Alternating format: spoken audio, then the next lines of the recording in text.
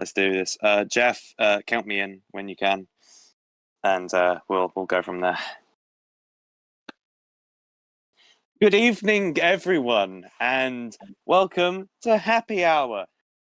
This week on what is now the second episode of Happy Hour. God, it's going quickly already. We've already had first episode, and now we're on to a second. Of course, last week we had Michael M. Rothschild on over at Club Krakowitz, or Club Krakow. I don't know how it's actually pronounced. I don't know if you pronounce like the bit on the ends there, but who cares? It's a foreign language. I don't give a damn. But today we've got someone arguably even better. He's a man who's fought wars on behalf of this community. He's fought in the courts, both domestic and international. And he's also one of the only people proven to have moved a mountain. So we are now here at the Mountain Mover with the one and only Lawrence Eden. Eden, how are you doing?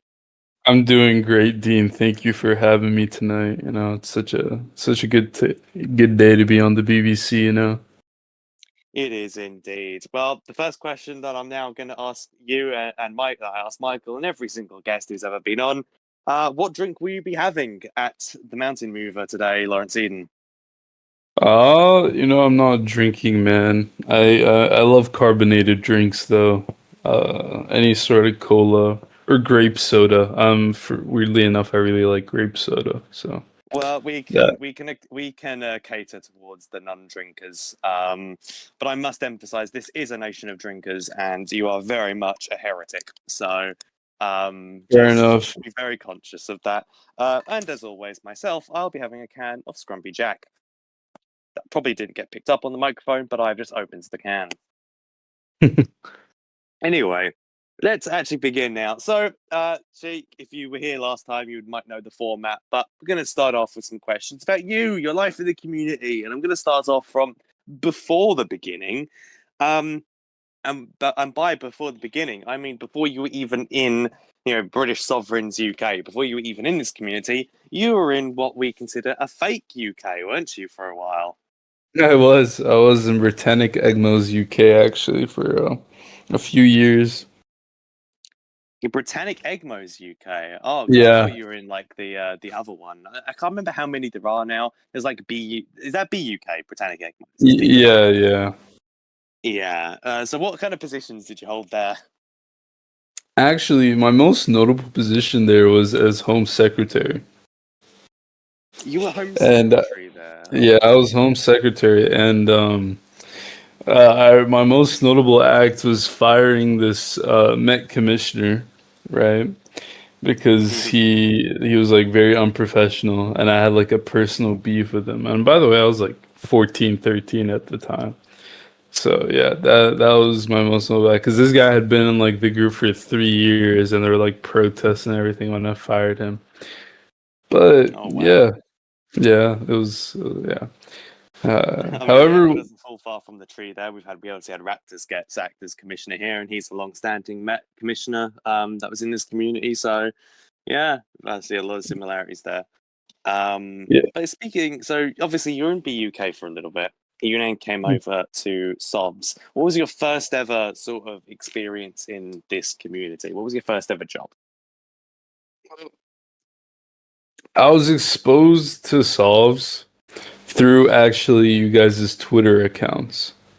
Mhm. Surprisingly, that's when I saw like all the cool like BAF events and all the cool like organized events on the city like in Eastbrook and Westbridge and all that. And so my first job was in the BAF. I joined the Coldstream Guards at the time. And at the same time, I went and got my bar exam in the MOJ because I was like, you know what, gotta diversify. Gotta, get involved in the group in several different avenues.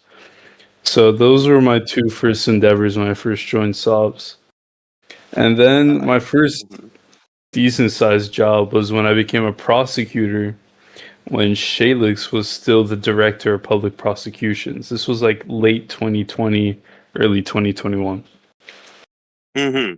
I mean, your first sort of foray inside the political side of this community, which is obviously where I come from, and you've had a little bit of involvement there, was when you were Justice Secretary, I believe, during reforms time, Yeah, and they first appointed you to that position, and your sort of first one of the major, I think, scandals, if I remember correctly, was this road traffic bill, the Road Yeah, Traffic Act. yeah. That actually wasn't my bill though. That was Ben Hathaway's. I replaced Ben Hathaway as a result of that. But the funny thing about that whole thing is, in my like adventure into politics, I was initially a member of the High Tory Party, and that was led by SLLP at the time. And when the elections happened, right, the High Tories didn't have enough seats for all their candidates, and Reform didn't have enough candidates for their seats. So I got traded basically to Reform. Yeah.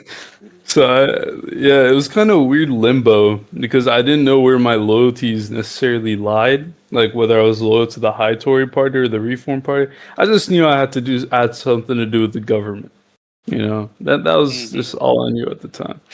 And I think I purely got tapped to be Justice Secretary because I don't think we really had anyone else in the caucus that had a bar certificate apart from me. So, Oh, makes sense. Yeah, that does seem to so be a major thing with justice secretaries. It's very much you can only really politically sort of pick people that have a bar. So it's a very narrow set of people you can pick for the role. yeah, I mean, hey, that's another pro for getting involved in the MOJ. It's a easy track to the cabinet for anyone listening. That is very true. There we go, guys. Top tip: if you want to get into cabinet, do the bar exam. I'm sure Exarchos is loving the sort of free advertising there for the MOJ. Oh god. But going a bit further into sort of the political career, or just the career you've had in general, you've sort of made a massive home for yourself over in the civil service. I'll get to the British Armed Forces in a bit because that's another major area of your sort of time in the community. But how many roles have you had in the civil service now? I think you've had about 5 dozen.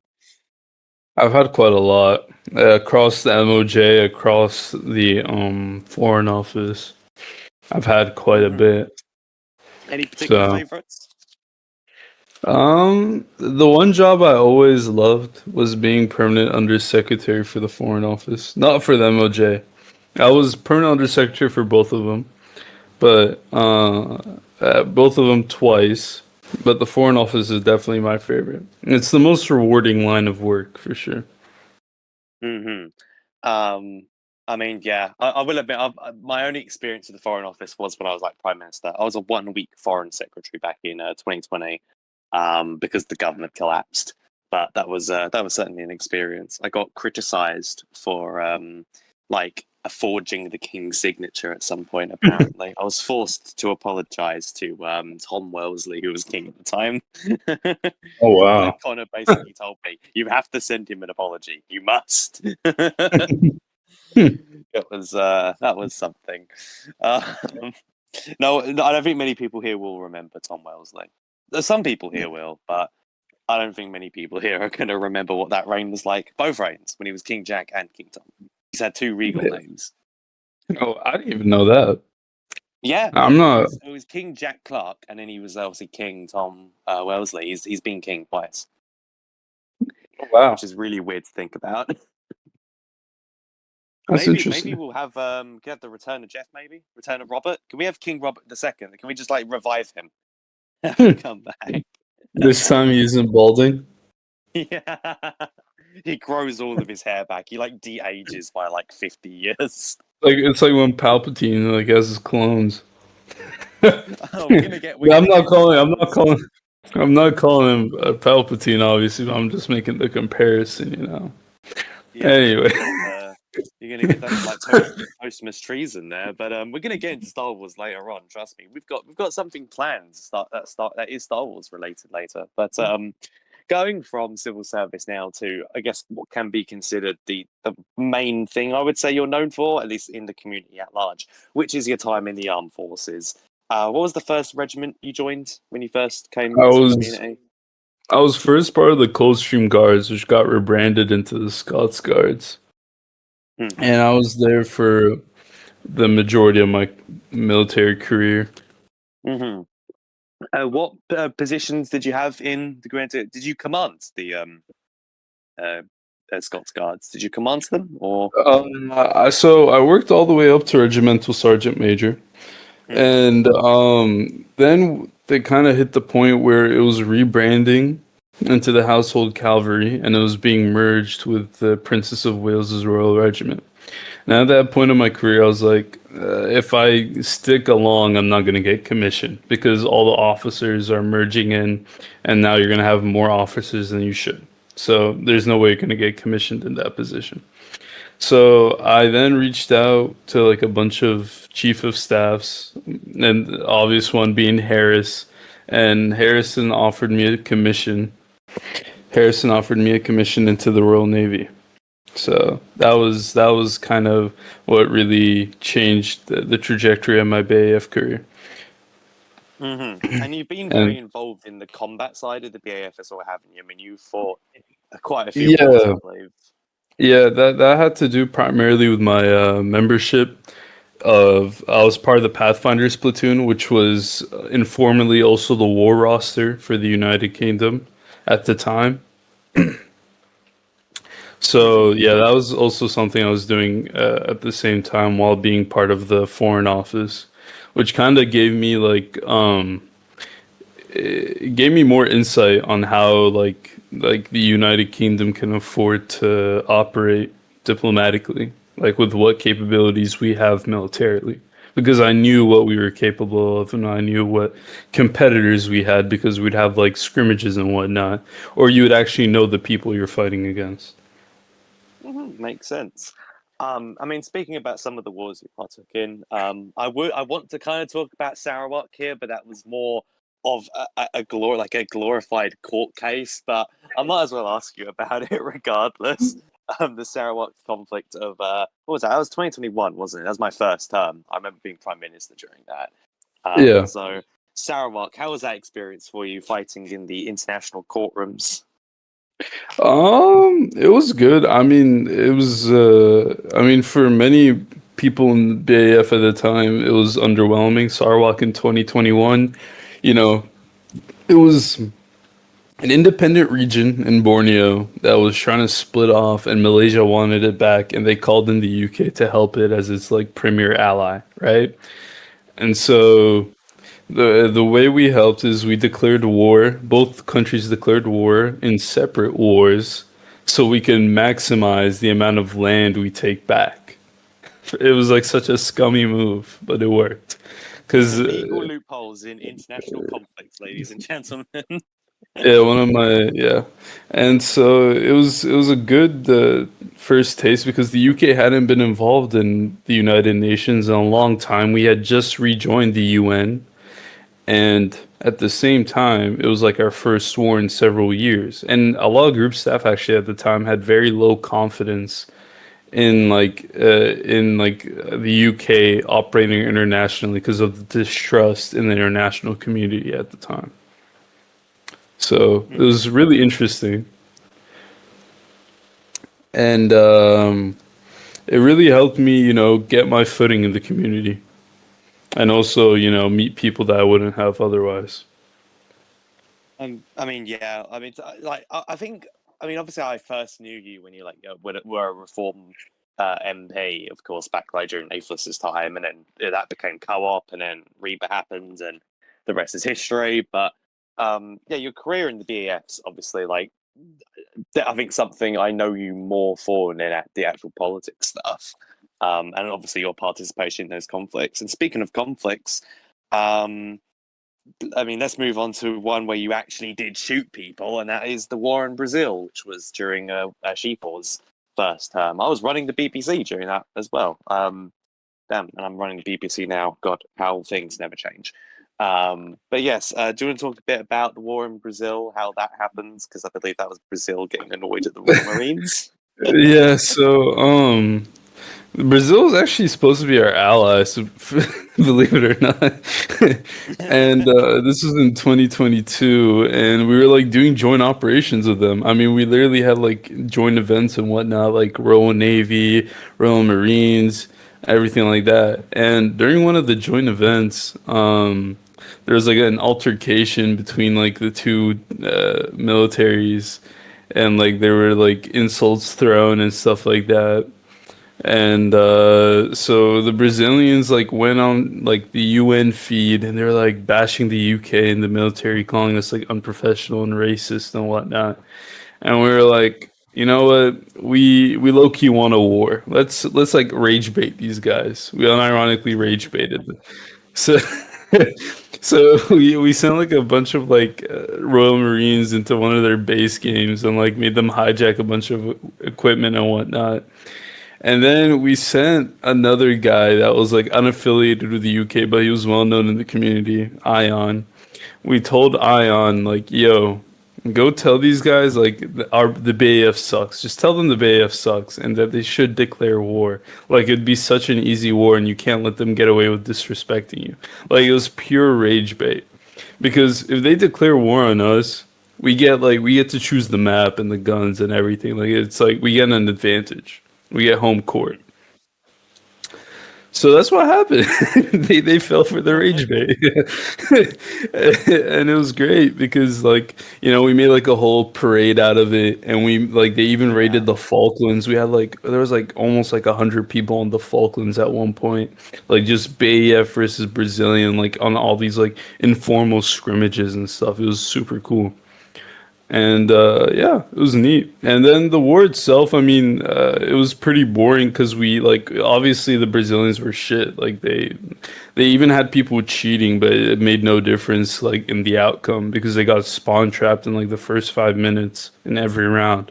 So that war actually ended pretty decisively in terms of the actual fighting. I mean, honestly, fair. I do feel like starting a war just overrate just because one, BAF felt like it, and two, because just rage baiting Brazilians is just it's really funny to me. I don't know why. My only memory of that war is I pretended to be King George for like the photo that was taken after the war. Like it was, or I think it was either after the war or during it. It was with like you. It was with all of like the Pathfinders that were like fighting that conflict. I pretended to be King George. I was the stand-in for the photo. Uh, So that was all I remember. I had to stand in for Torm on many occasions. I was having characters to him. I did that for a yeah, Commonwealth event. It was very funny. yeah, And he's then always and busy with law school. yeah, I mean, I hope he's doing well. Well, I liked him as a king. He was cool, but I'll get done for treason if I say anything else. But anyway, so going from Brazil now to actually before I get on to the next conflict that you were part of, was a boy. I'm looking at the viewership numbers. Um, what I want to say is, do you like you never fought a war against Noosa, did you? You've never fought Noosa, No, I don't think. no. Damn, we need a war with Noosa at some point, just so you can fight it. That's what we need. It's That's the complete. last. No, I don't think I'll ever be let back into BAF. That's just it'll have to be another proxy war like in last year. Yeah, but and that brings us on to the next conflict that you were in. Were you in? I mean, obviously, I'm skipping over a conflict here, which is I was going to go straight to the Gibraltar one, but I have just realised there's another conflict that we need to talk about here, where you weren't fighting for the UK, were you? If anything, you were actually fighting against it. I mean, so was I. But we were both fighting against the UK in the Northern Ireland conflict, October I know. 2022. We were very naughty, Dean. We were very naughty. We went down with the incumbent king and we paid the price for it. So yeah. Yeah, we did. I feel like yeah, I don't really know what to really say here beyond we both committed treason and we both fought against the UK and Northern Ireland. I mean, you fought in Northern Ireland. I was too busy in Biot, so I was on the other side of the planet. Yeah, you're enjoying the Chilling on a beach. sunshine. Yeah, I was enjoying the sunshine. It was nice and bright, and then I came back here and God, what am I doing with my life? What are we doing? But no, really, that conflict happened. You, of course, fought alongside the French. That's just another war that you were part of. Not an official war, really, but that was a conflict where you were just shooting up Middletown, really, wasn't it? Yeah, Yeah, makes sense. yeah. Which I guess now brings us on to probably. I mean, would you say that the Gibraltar War is sort of one of your favorites? I mean, is that your favorite It conflict? It was definitely my hardest conflict. Oh, It really? was Why? oh yeah, yeah, because this was a war like the basically the United Kingdom versus the Netherlands. That's what it was. If you boil it down, we had basically most of the British roster and versus the Dutch roster because the Irish didn't send any soldiers. Yeah, I mean, true. It was, yeah, the Netherlands was pretty much backing up the like islands militarily at that point. But I mean, hey, you obviously that war was a well, a British victory. You managed to win it. Yeah. Um, it is kind of funny that literally 2 years, a year and a half before that, you were fighting against the UK. Year and a half later, you're fighting for the UK, and you are like taking back the territory that you fought for Ireland to take. I think that's just very funny to me. You just there's switch sides. Yeah. Yeah, it was like in a video game, you know. And I mean, yeah. And so on the topic of Gibraltar, actually, because someone in the audience has a question about it. They asked, "What was I doing in Gibraltar before I became governor, and how did I become governor?" Oh yeah, let's talk about that a So little bit. yeah, so I became governor after I was, in the foreign office, and my history in Gibraltar is really small. I mean, I was friends with the owners of Gibraltar. I was very close friends with Harrison, and he was one of the ownership of Gibraltar. And I come back to the UK, and I was like, I have this crazy idea. Let me reconquer Northern Ireland using Gibraltar. Like that was the just I wasn't even a member of Gibraltar at the time. But I was like, let's make a naval group because in the United Nations, if you want to fight an overseas war, you have to have a naval like squadron. So let's call it Gibraltar Squadron, like Gibraltar Naval Squadron. And that's basically my history in Gibraltar. I was the leader of this naval squadron. I declared war on Ireland, and I fought this war against Netherlands. Fast forward like nearly a year later, I was basically retiring from everything in the UK. I was Lord Chief Justice. I was permanent Undersecretary in the Foreign Office, and Krasny, one of Gibraltar's greatest governors, and still is a great leadership figure over there, steps down, and they're like, they out of the blue, Harrison and Jeff were like, "Do you want to be governor in Gibraltar?" And I was like, "Well, what do you guys need me to do in Gibraltar?" And then they're like, "Yeah, you just have to do like this, and that, and actually be like, be pretty semi-active because it's still a country you have to manage." And that's what happened. And I had the privilege of serving in Gibraltar as its governor. And it was great. It was fun. It's just kind of sad how it kind of what led to its first shutdown because it's just like the motivation of everyone at the time, they just wanted like medals or to just be like praised constantly. I understand recognition, but at the same time, it's like, you actually have to, do your jobs. Gibraltar wasn't in a good spot at the time. Now it's in a great spot. I mean, I've been going to service startups like every other day now because, who wouldn't? Gibraltar is better than Westbridge in my opinion. I mean, I feel like that goes without saying. Let's be honest here. That's a very low bar to begin with, Westbridge. That's a very easy bar for Gibraltar to clear. And for all intents and purposes, I love Gibraltar. I really want to get Dean's Inns expanded there, and the BBC is expanded there. We have a Gibraltar branch, so Yeah. we love Gibraltar. They're cool guys. I will say, however, I want to just note something you said, where you said Gibraltar's first shutdown. Are we to expect a second soon? Are you going to be bludgeoning them soon, Eden? No, no. Well, I'm just saying, I'm referring to the shutdown that Yeah. happened with the original group as the first one. But everything comes to an end, and you just gotta savor the good. That's all I'm saying. Fair enough. I mean, yeah. Again, we love Gibraltar here at the BBC, but continuing on a little bit now.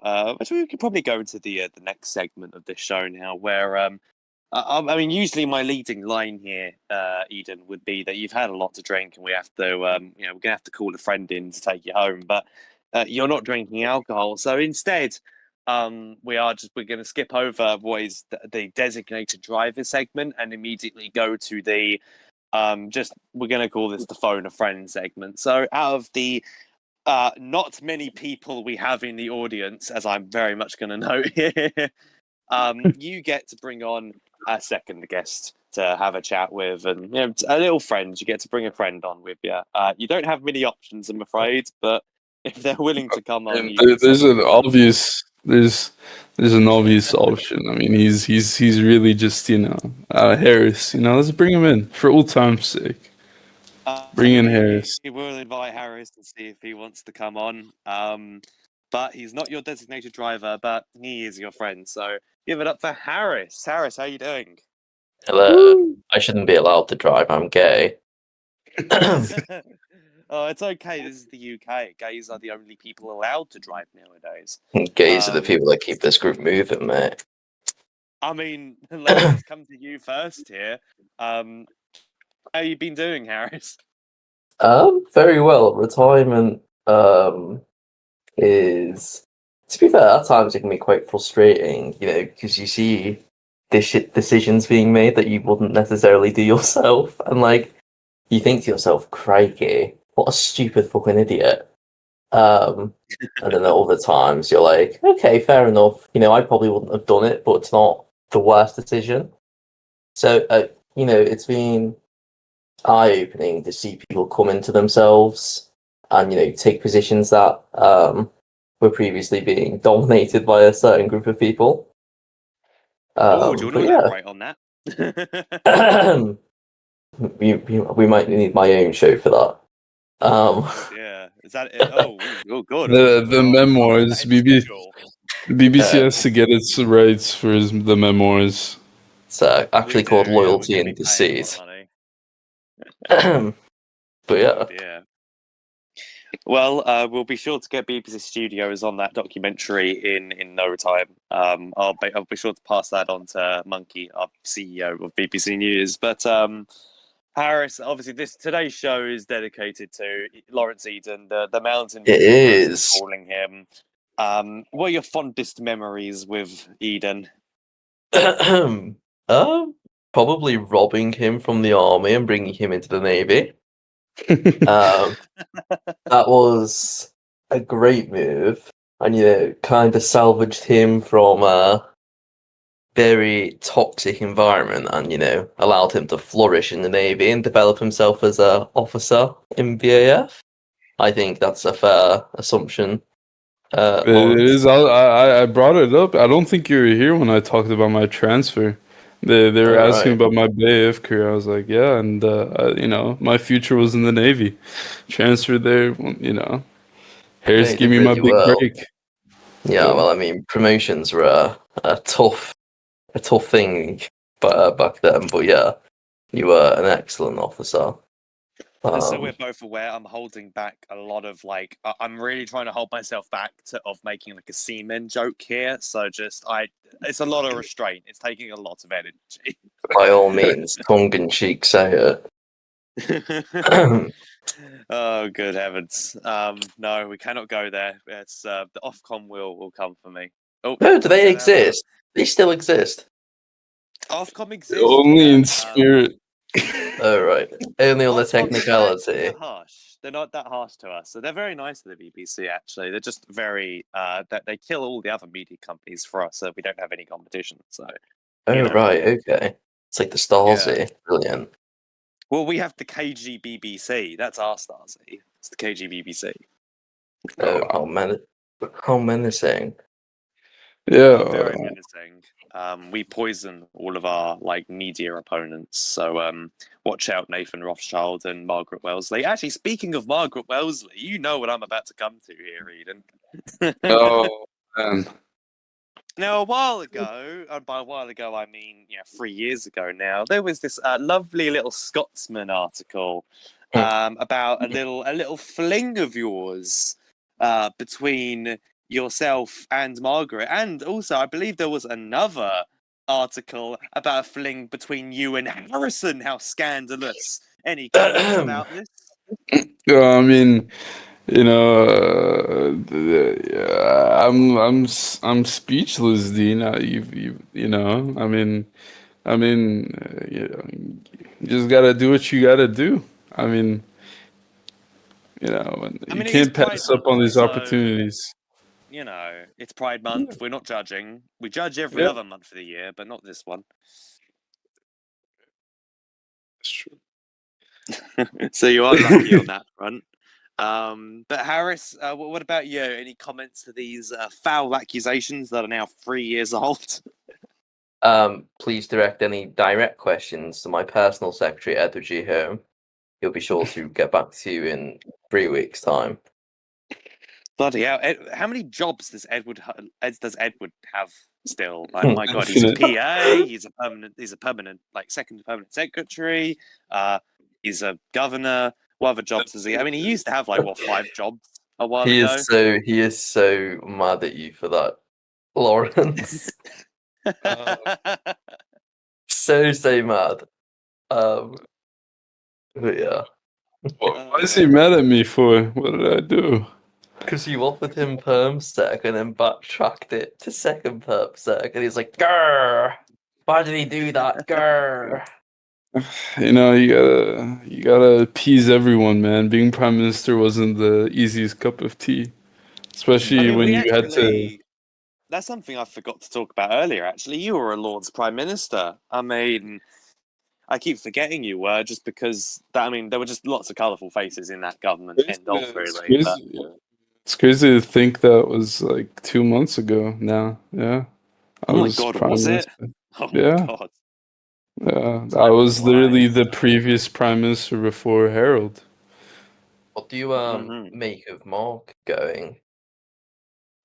Well, we I let's think talk about this. I think it's unfortunate. I mean, I've been on the receiving end of group staff's wrath as actually one of the member of the audience was he was asking about 2022 October, and I'll actually just We all summarize. have shared history with that, don't we? Yeah, yeah. We all do, So, yes.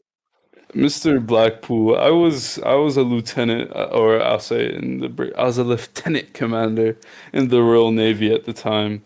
And I also happened to be the deputy secretary to the king at the time as well, and the main secretary being Connor Novak. And so I decided to use my position in Torm's ear, the king at the time, to be like, hey, the SPA, it's not very popular, never has been, neither has SIB. Why don't we, reform it? And Noah A. Collins, the CDS at the time, the chief of defense staff, was stepping down at the time. I was like, you know No, what? no, The no. It was longest. David. It was David. Yeah. I took over from David. Noah It was is kind before of mad David, to I think think. that Your removal as CDS is the reason that my 4th term got blitzed, right? And it's the reason for all that went wrong. Yeah, David Mountbatten was the CDS. yeah. Yeah. So I remember getting on quite well with David, and I was first Sea Lord, and I was like, "Oh, I don't actually want to be CDS." So not if we That go in our DMs, we can see where I yeah. actually didn't want it at first. No, I believe you. I have such bad memory now that I think about it. But It's the dementia. The dementia's finally got a hold yeah. of you. Yeah. And so, yeah, so the whole plan was to get Harris, the chief of naval staff at the time, to be the chief of defense staff and enact these military law reforms. Well, that wasn't very popular. Well, with group staff, because Ryan Mountbatten wanted to be chief of defense staff, and he was very cozy with group ownership and group staff. And at the same time, the king and I at the time believed that, hey, if we show how much support we have by splitting off BAF with Baya and everything, we could maybe, force group ownership's hand. Boy, were we wrong. And so we doubled down and we split off completely. And, I went into Ireland. others came back to the community. I eventually came back to the community, and I got Northern Ireland back. That's A just big a big misconception about that as well is that I actually went to buyout. As soon as yeah. A I lot shut of down, people as didn't soon go as to I was removed, buyout. yeah, as soon as I shut down the Hmm. CDS, I kind of went into hiding, but I didn't actually leave the UK. I stayed, You and kind of went quiet and you went yeah, towards I like started the licking my policing side, wounds. didn't you? You went into the Yeah, Home Office. because obviously I had the quote unquote deep state to fall back into to protect me and put me elsewhere. So I got moved Yeah, into the Home Office after that big debacle. that's And one way to put obviously, it. Big debacle. yeah, I Yeah. found it in our DMs here, Shake. Um, I want it made clear to Ryan, though, I wasn't involved in the plotting. I don't want to be CDS for the whole sake of pissing someone off. I'd rather be recognised on my merits. That's fair Yeah. enough. I mean, that gets a round of applause from me. I mean, Um, and we were gonna make you CDS just off your merits alone. I mean, you were the longest reigning chief of staff at the time, and David wasn't gonna stay. I think David was interim sort of option. But yeah, I mean, that's just how the cookie crumbled. And Yeah. circling back to the thing with Mark, I mean, that's just how I know to just avoid group staff because like you can't win against group staff. When group staff, you just gotta be has like a say on something. You just gotta be flexible, man. It's just no, couldn't agree more. We've all been there. I mean, literally, raise your hand if you've been banned by group staff at some point. I think everyone up here is going to be raising their hand. Quite a bit No, of the not audience, me. I think, I'm the will. cat with 9 lives. Have you? okay. You've been banned. You got banned before, didn't you? I've Briefly. never been banned. I think a lot of people have this misconception when some people just leave the community, they somehow got Oh banned. no! I know Harris has left before, but I meant didn't you get briefly banned for a comment you made or something? Weren't you Oh, no, no, briefly no. banned? What happened was I Was wasn't allowed it? to sit in Parliament for a year because I made a comment to a particular trans woman telling her to take her meds for spam pinging me. School or It was something? Crystal, Right. yeah. However, in my defense, I didn't actually know they were trans. I thought they were like an actual cis woman. And when I said take your meds, I was referring to ADHD pills, not like gender affirming pills or whatever. It was construed in a way to try and paint me as some transphobic individual, which I am, Right. but the comment wasn't Oh, transphobic in nature. So I don't think that's very fair. well, we're gonna dodge a bullet on this one. I mean, actually, what is the time right now? We are nearing 20 minutes to the hour. We usually allot about 10 minutes or so for the what is meant to be the designated driver segment, but is now the call your token gay friend segment. Token. So yeah, yes, token gay friend. I mean, Eden, how many gay friends you got this Pride Month? Too many I can count. Too many. The real Sick. question Fair is enough. how many straight Lawrence friends do I have? Lawrence has seen me So, arch it back, so he's Um, privileged. I am fair privileged. enough. But Many would yes, die for that Harris. view. For Yes, but real. Harris, it's been great having you on for this Okay. Call Your Friends segment. Thank you for Yes, coming on. Do yes. have a good rest of your day, man. Evening, but We're yes. gonna evening. Yes, I keep forgetting the day's nearly over. See, I'm absolutely hammered already. But yes, Okay. have a good rest of your evening, Harris, and a good rest of your weekend.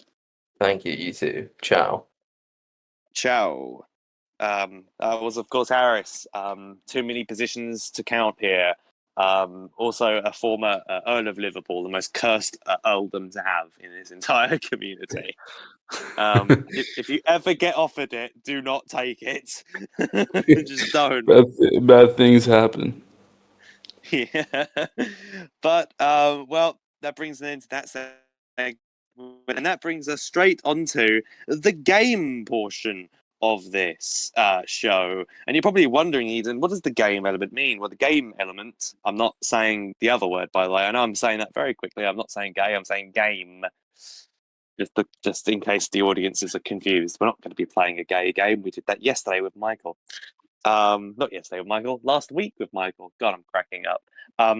But no, we're on to the game showy element. But instead of having questions to ask you like I was originally going to do, I was going to have this like a list of really difficult Star Wars questions for you to answer. But then I kind of realized earlier today that you would probably blitz that immediately. So I have decided to go with a different sort of way here. There's no win threshold here. There's no we're not keeping track of any points, Eden. You're probably going to win anyway, but I'm I going love to think. trivia. Yes, I mean, I'm going to think of as many Star Wars characters as I physically can. I'm going to give you a name, and you must give us a piece of trivia about that character. And I guess you get a point for each piece of trivia, I suppose. That's how we're going to do this. All right. Um, so I'm going to start with obvious ones here. Members of the audience, if you're listening, which I hope you are, feel free to say some names yourself. I will also read them out because let's be honest here, I am not that big of a Star Wars fan. There's going to be characters that I do not know a lot about and do not even know the names of. So I'm going to start very obvious here. Count Dooku. Count Dooku. He was an apprentice to Yoda, and he was master to Qui-Gon Jinn, and he mastered Form 2 Makashi. And What is yeah, Form 2 Makashi? it's like a dueling form. That's why his lightsaber hilt was actually curved. And it was basically specialized for against lightsaber or like blade users, and it was disadvantageous to like blaster users, actually, like against blaster users, because it was like a fencing form. It was like you actually just like it was like it mimicked fencing. That was like the inspiration for that form. Oh, very nice. I will say Count Dooku is like one of my personal favorite characters, just because one, that cape, and two, Christopher Lee. Need I say more? Just Of course. legendary actor. Okay, I'm gonna say a completely random other character here now. Is it Captain Phasma or is it Colonel Phasma? I don't know. That Captain character, Phasma. Captain Uh, Phasma. Honestly, there's not even much you can say about Captain Phasma. I mean, she was in the First Order sequels. The sequels in general have little to no trivia about them. Does it? I mean, yeah. Colonel Phasma, you getting attacked?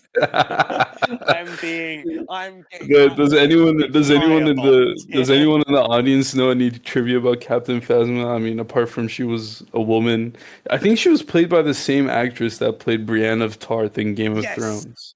I will count that as a piece of trivia. Yeah, it's played by forgot the actress's name, but yes, the same actress as Brienne Yeah, of Tarth. beautiful woman. Um, She yes, does I mean, suck in well, she is Battlefront too. beautiful. She does suck in Battlefront too. I do agree with that. I guess we're going to count that as a piece of trivia as well. Okay, let's go with Luke Skywalker. Let's go with him, Luke Skywalker. Luke Skywalker. Let's see. I'm trying to think of something niche. Mhm. Uh, we'll go with like a Legends fun fact. After the fall of the Empire, he Oh founded the yeah. new Jedi Order. And he in Legends, Han Solo and Leia had three kids: Anakin, Jason, and Jaina Solo. And in Legends, he was master to all three of them, and he was Grandmaster of the New Jedi Order. Yeah, that's I feel that's a good trivia piece I could give. Fair In enough. canon, Actually, quick question about how the Jedi like the Master Padawan thing works. Can a Jedi be mastered like multiple Padawan? Is that a thing? um, I've never seen that like where they have multiple Padawans at the same time because it's meant to be a one-on-one experience. Like you can have throughout the course of your life multiple Padawans, but you don't have multiple at the same time.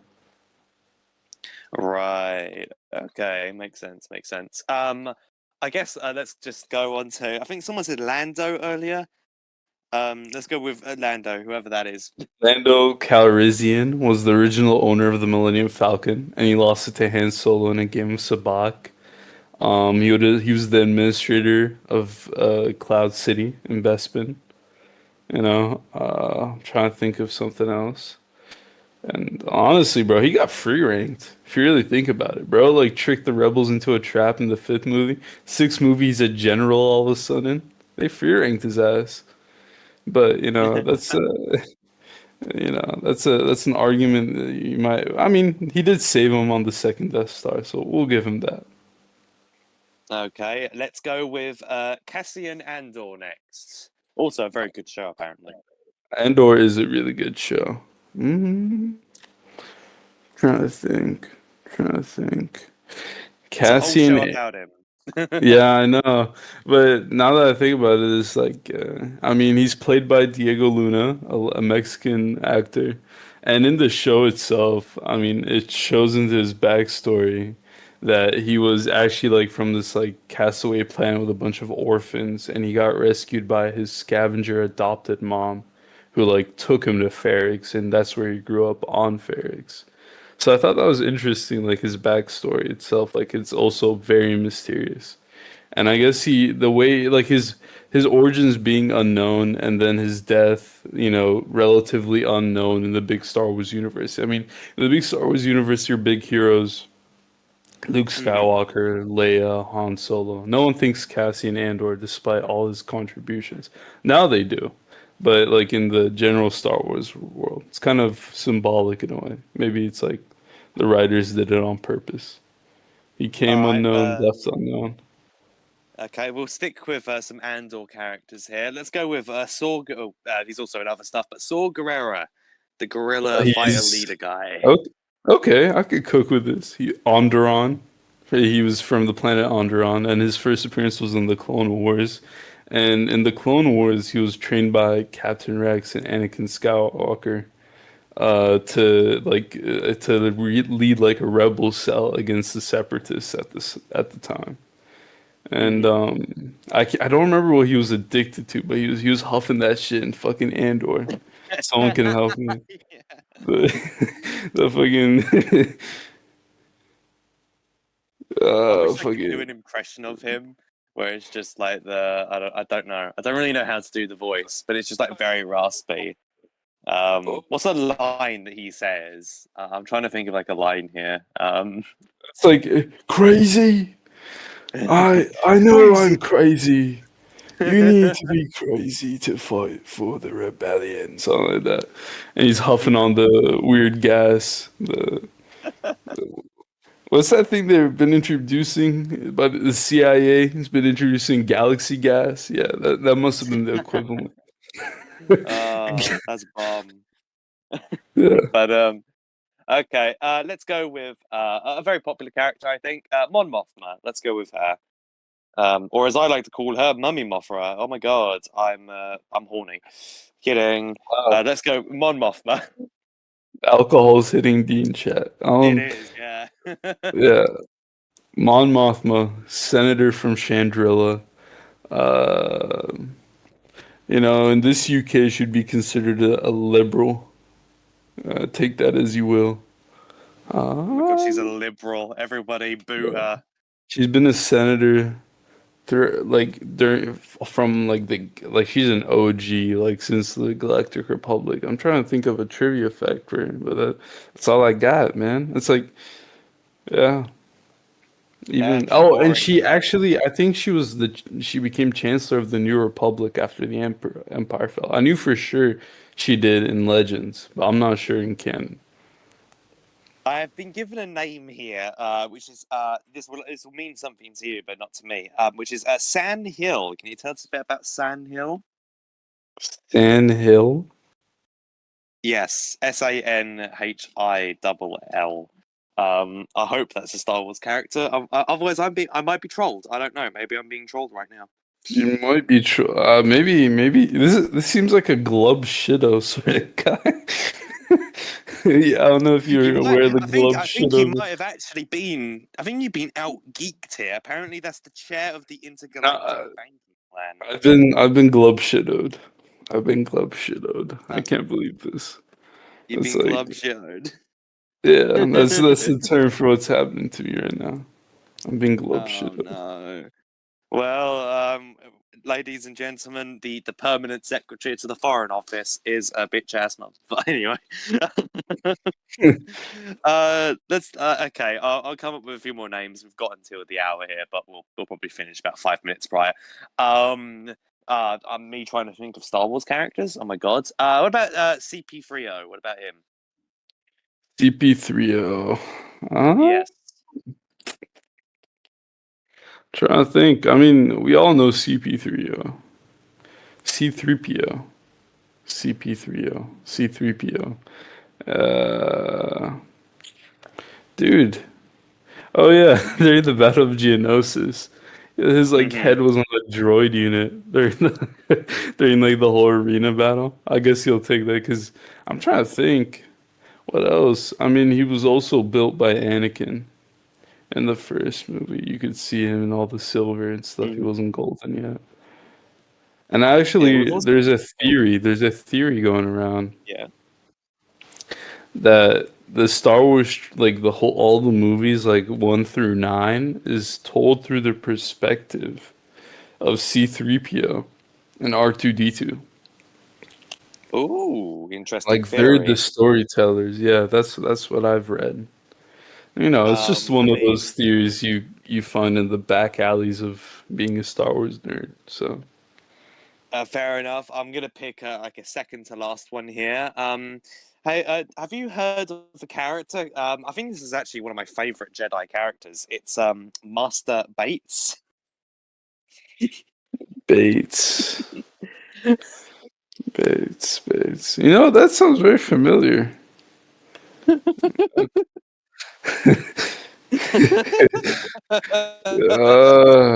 Man. I mean, Oh I, god. I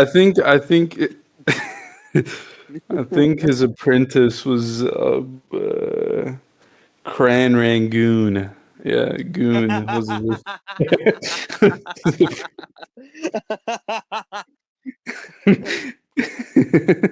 Ladies and Yeah, gentlemen, Lawrence Eden is the lead writer for Star Wars pornos, it appears. it's like a J.K. Rowling character. Fucking hell.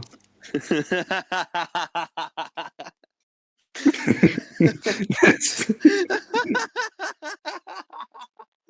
That got me. That got me.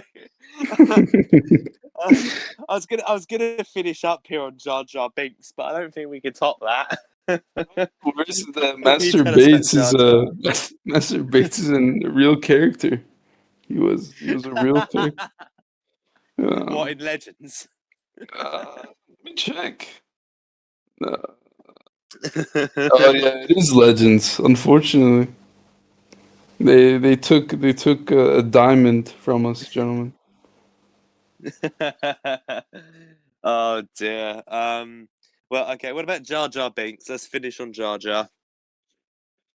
So Jar Jar. I don't remember if this is canon or Legends, but he had an abusive father, right?